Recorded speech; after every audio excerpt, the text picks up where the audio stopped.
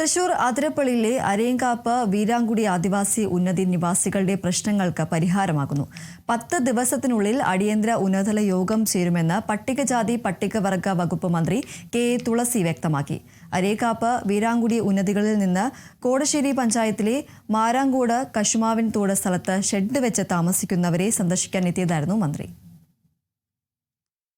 അരയക്കാപ്പ് വീരാങ്കുടി ഉന്നതികളിലെ ജനങ്ങൾക്ക് ആവശ്യമായ സഹായങ്ങൾ ഏറ്റവും വേഗത്തിൽ ലഭ്യമാക്കുന്നതിന് സർക്കാരിൻ്റെ ഭാഗത്തുനിന്ന് ആത്മാർത്ഥവും സജീവവുമായ ഇടപെടലുണ്ടാകുമെന്ന് മന്ത്രി ഉറപ്പു നൽകി.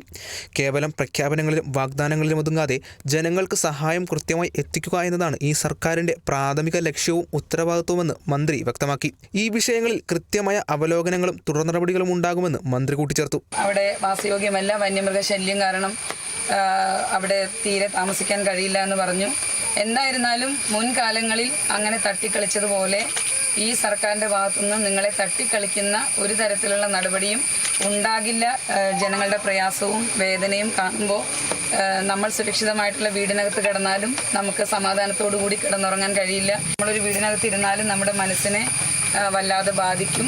അപ്പോൾ അത് തീർച്ചയായിട്ടും ഇത് അടിയന്തരമായിട്ട് പരിഹരിക്കുന്നതിന് വേണ്ട ശ്രമങ്ങൾ വകുപ്പിൻ്റെ ഭാഗത്തുനിന്ന് UDF സർക്കാരിൻ്റെ ഭാഗത്തുനിന്ന് ഉണ്ടാകുമെന്ന് ഇതിന്റെ പ്രയാസം അനുഭവിക്കുന്ന എല്ലാവരോടും പറയാൻ ഞാൻ ആഗ്രഹിക്കുകയാണ്. മാരാങ്കോട് 47 കുടുംബങ്ങളാണ് ഷെഡ് കെട്ടി താമസിക്കുന്നത്.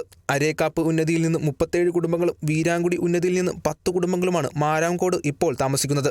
മാരാങ്കോട് താമസിക്കുന്ന ആദിവാസി ജനവിഭാഗങ്ങളുടെ ഭൂമി സംബന്ധമായ പ്രശ്നങ്ങളും അവർ നേരിടുന്ന മറ്റു വെല്ലുവിളികളും മന്ത്രി ഉന്നതിയിലുള്ളവരോട് നേരിട്ട് ചോദിച്ചറിഞ്ഞു.